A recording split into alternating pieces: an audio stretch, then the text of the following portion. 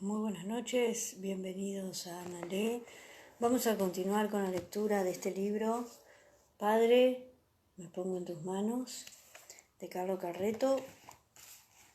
Continuamos entonces con el capítulo 5, y se llama Estoy dispuesto a todo, lo acepto todo.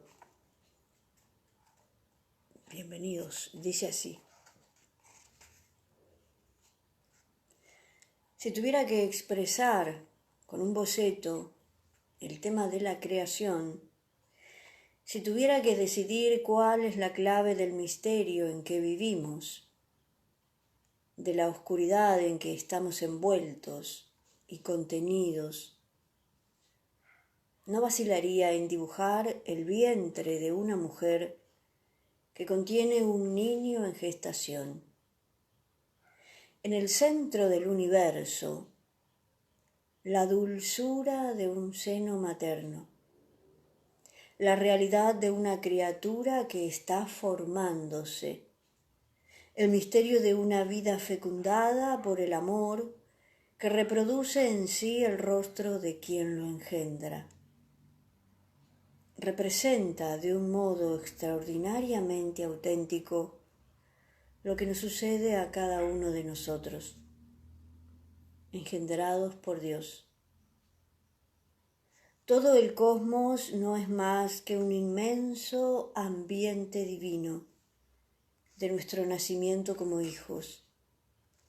Toda la historia no es otra cosa que la sucesión de episodios que afectan directamente a quien envuelto por el tiempo y el espacio está madurando, arrastrándose poco a poco hacia la puerta de salida de las cosas, fuera de las aguas.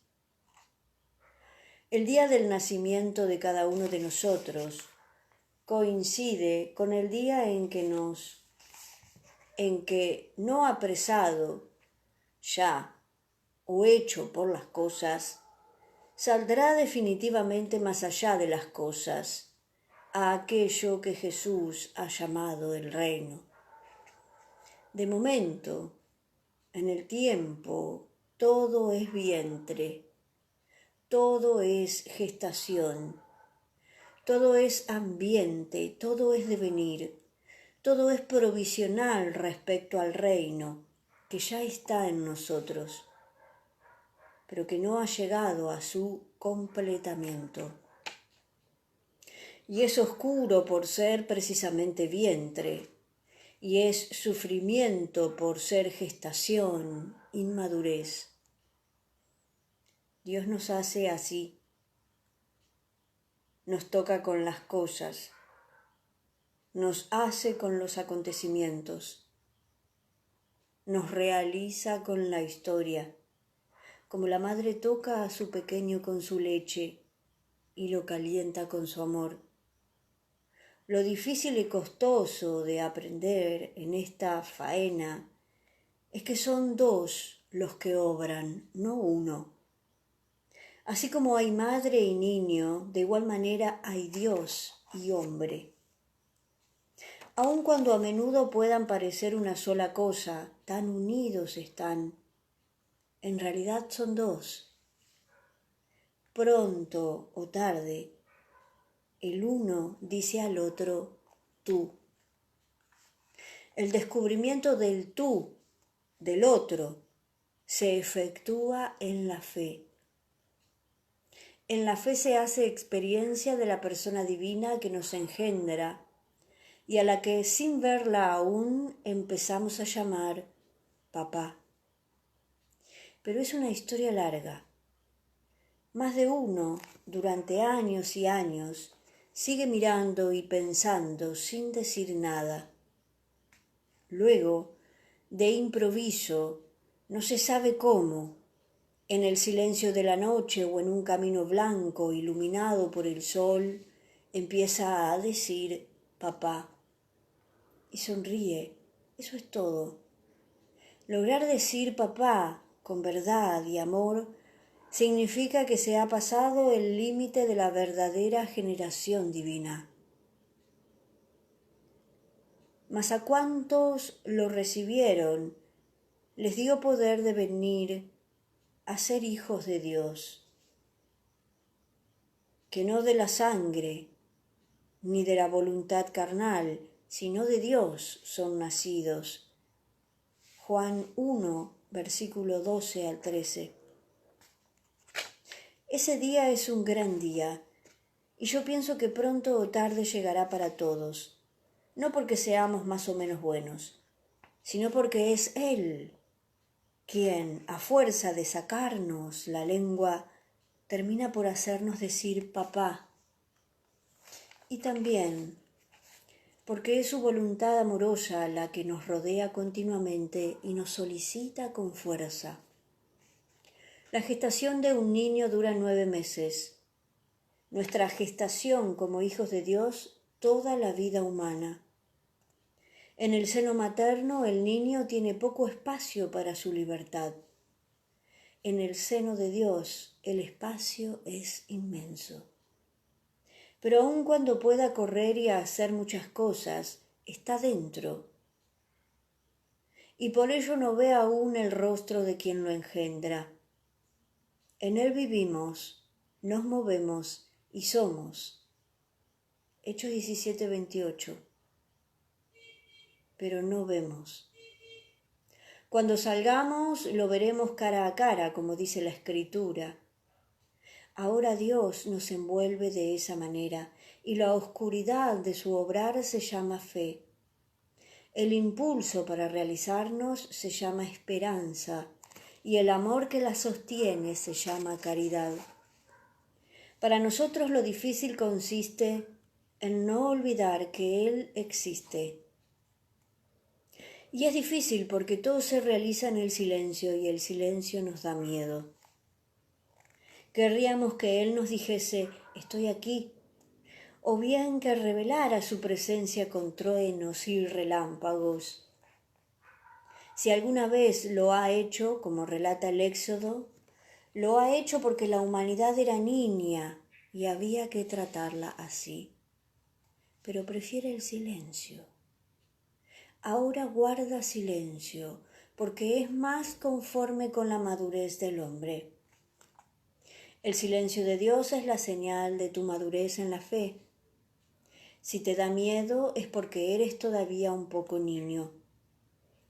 Los niños tienen miedo del silencio y de la oscuridad, pero deben acostumbrarse al uno y a la otra. Las cosas de Dios no tienen necesidad de palabras. Los cielos pregonan la gloria de Dios, y el firmamento anuncia la obra de sus manos. El día habla al día, y la noche comunica sus pensamientos a la noche.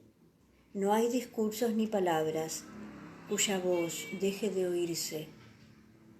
Su pregón sale por la tierra toda, y sus palabras llegan a los confines del orbe. Salmo 19, versículo 1 al 5. Son las cosas las que hablan, también hablan los cielos. Pero Dios viene en el silencio, por eso yo creo poco en las apariciones de la Virgen y sobre todo en las señales estrepitosas con que anuncian su presencia. Prefiero hablar a la Virgen con la monotonía del rosario y con los ojos cerrados en la esperanza. Me dan miedo las ilusiones.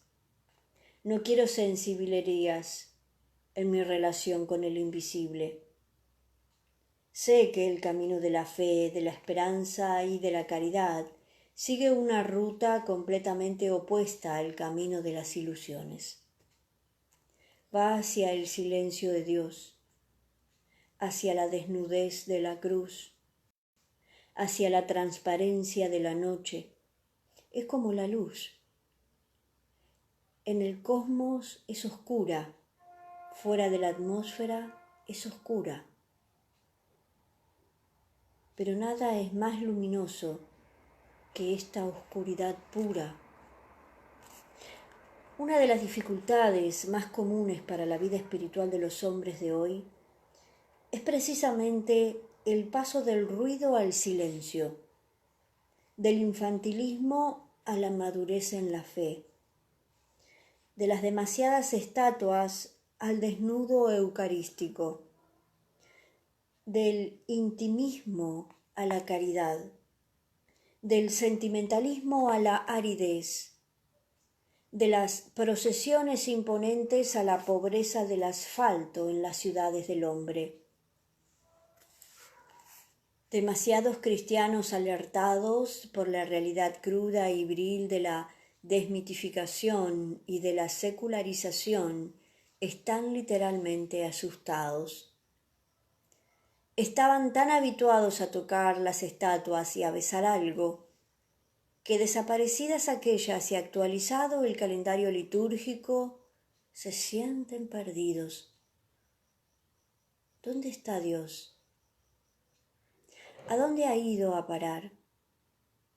Si el coadjutor loco como está, ha metido en el desván a San Jorge y el dragón. Pero donde la crisis es más profunda es en la oración. No siento nada, no veo nada. El hecho es que demasiadas veces contábamos con una cristiandad acostumbrada a sentir, a ver, con una religiosidad basada en el sentimentalismo y el milagrismo. Y los santuarios parecen hechos para entretener ese tipo de religiosidad. Ahora que el mundo moderno, la técnica y las comunicaciones sociales han destruido el mito, desvelando ciertos infantilismos y evidenciando las leyes de la naturaleza, todo se viene abajo, todo se disipa. Ya no creo, oyes decir. ¿Pero aquello era fe? Sí, ciertamente era fe, pero con un porcentaje altísimo de superstición. Quita la tasa de superstición y te queda una fe tan raquítica que no se tiene en pie. La fe verdadera no tiene necesidad de sentir, cree. Se alimenta de silencio, no de ruido, de contemplación, no de cosas extraordinarias, de palabra de Dios, no de superstición. Pero entonces no podré oír nunca nada de Él. Tendré que esperar solo el relámpago del Apocalipsis para salir de la oscuridad. Te diré lo que debes sentir y ver. Debes sentir y ver a las criaturas, a todas las criaturas. ¿Por qué te preocupas de una gota de rocío aparecida en las cejas de la Virgen, pintada en una tela, y no ves todas las gotas de rocío en una mañana de primavera? ¿Por qué te agitas tanto por un movimiento apenas esbozado de una estatua cualquiera y ya no eres capaz de contemplar extasiado el movimiento extraordinario de los astros? ¿Por qué haces kilómetros y kilómetros para ver los dudosos estigmas aparecidos en la palma de una mano de hombre y no te acercas a considerar las manos llagadas de los pobres? Empieza a sentir a Dios en las criaturas. Identifica su belleza en la belleza del sol que alborea sobre tu jornada de hombre. Identifica su voz con la voz del hermano que pasa a tu vera y busca la comunión contigo. No pierdas más tiempo buscando a Dios en tu fantasía. Cuando consideres milagrosa la capacidad de una abeja para hallar la puerta de su casa, sentirás a Dios cerca de ti y de tu silencio. Y trata de cantar. Por el cielo que nos das, aleluya. Por el sol que nos das, aleluya. Por el mar que nos das, aleluya. Por los amigos que nos das, aleluya. Sí, aleluya. Porque el cielo aparezca tempestuoso alguna vez que otra. Aleluya, aunque el sol te queme alguna vez. Aleluya, aunque los amigos no piensen alguna vez como tú, todo es gracia, todo es Dios que me ama. En todo está Dios que me toca, en todo está Dios que me hace hijo suyo. Podríamos definir nuestra vida terrena como vida de dos. No estamos nunca solos si vivimos en Él. No estamos nunca solos si Dios se comunica con nosotros. Nunca estamos solos si Él nos engendra para su reino. La costumbre de sentir su presencia en nosotros es grande madurez. El establecer con Él una comunicación vital en la oración es gran dulzura. El aceptar su plan sobre nosotros es auténtica sabiduría. Pero el adquirir esta madurez y hacer nuestra esta sabiduría no es fácil. Siempre nos sentimos tentados en los dos sentidos opuestos, o aprisionados por su inmanencia absoluta. Nos abandonamos a la inactividad diciendo, Él lo hace. O arrastrados por nuestra seguridad, obramos sin pensar en su secreta acción. Hubo una época en que la primera tentación era más fácil. Ahora es más fácil la segunda. El hombre moderno se siente más solo cuando obra. Se ha forjado incluso la idea de la incompleta, sosteniendo que la creación de Dios se ha detenido al aparecer el hombre, y desde entonces le toca al hombre terminar la sinfonía esbozada por Dios. La idea es hermosa y puede servir a muchos para adquirir el sentido de la responsabilidad, pero puede prestarse a verdaderos equívocos y no es ciertamente apropiada para aclarar las cosas. Prefiero partir de una frase de Jesús. Mi Padre obra siempre y yo también obro. Juan 5:17. Esta expresión del Evangelio resume todas las discusiones viejas y nuevas, antiguas y modernas, sobre la relación vital Dios-hombre, contemplación-acción, y nos mantiene alejados del error. Al decir Jesús, mi Padre obra y yo también obro, nos dice en absoluto que se ha quedado solo para completar la sinfonía de su vida. En efecto, dirá en otra parte, el que me envió está conmigo. No me ha dejado solo, porque yo hago siempre lo que es de su agrado. Juan 8:29. El Padre no está nunca ausente de la vida de Jesús, y Jesús no toma jamás una posición sin dirigirse antes al Padre. El hombre moderno parece haberse vuelto tan seguro de sí mismo, tan pagado de su conocimiento, que termina pensando con seriedad que está acabado totalmente la incompleta él solo. Habiendo dado unos pasos adelante en el descubrimiento de la naturaleza de las cosas, piensa que ha llegado el tiempo de sentirse único responsable del cosmos. Se interpreta el silencio de Dios, que por lo demás es de siempre, como la muerte de Dios, es decir, su actitud absolutamente pasiva, hasta el punto de que es inútil clamar, gritar, rezar. Él ha decidido dejar que el hombre se defienda solo. No puede haber una interpretación más cerrada y peligrosa para la fe. Sería la eliminación de la plegaria, la eliminación del diálogo Dios-hombre. Sería reducir la tierra a una cosa muy triste, porque no lo olvidemos. Nosotros no percibimos a Dios cuando obra, pero nos estremecemos cuando calla. Pero volvamos al hombre en su relación con Dios y en su relación con las cosas. ¿Qué ha de hacer con el trabajo? ¿Qué debe cumplir con el bien? Y que tiene que desarrollar con la vida de cada día.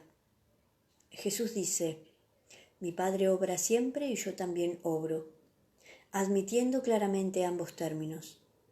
Están Él y el Padre, el hombre y Dios, ambos obran. En la vida de Jesús la presencia del Padre no falta nunca.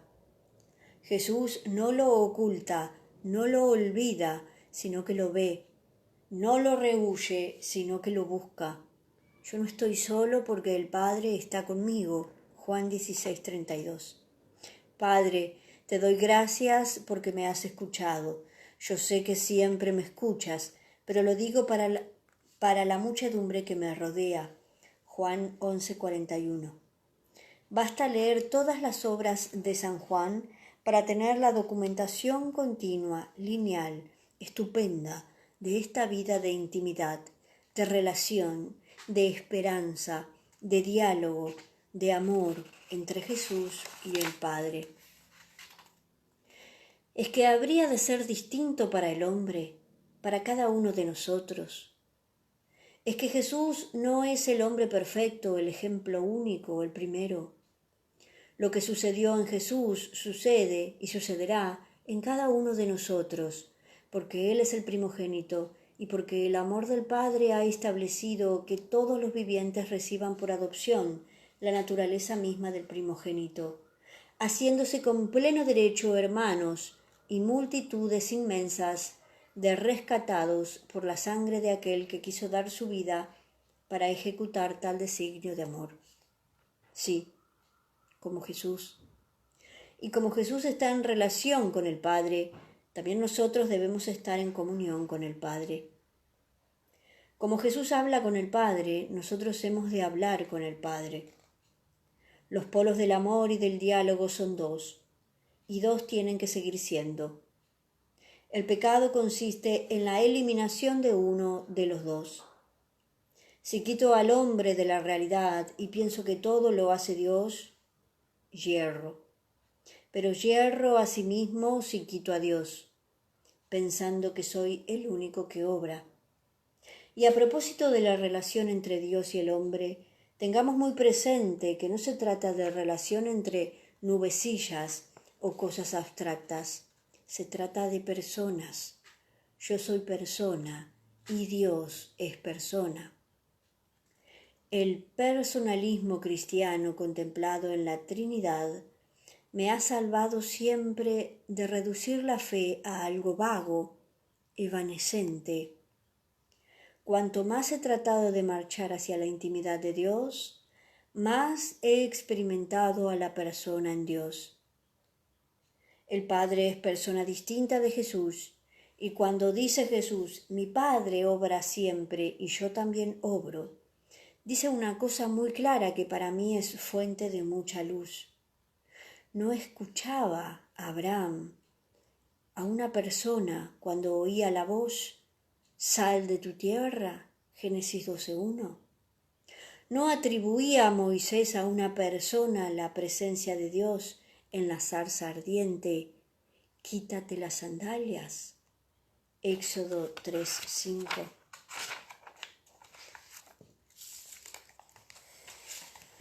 Dios es persona, Jesús es persona, nosotros somos persona y vamos al encuentro, y en ese encuentro de tú a tú, ahí sucede. Ahí sucede. Y en la conciencia de que somos dos, siempre está Él obrando y yo también tengo que hacer mi parte. Nos vemos entonces. Continuamos con este librazo.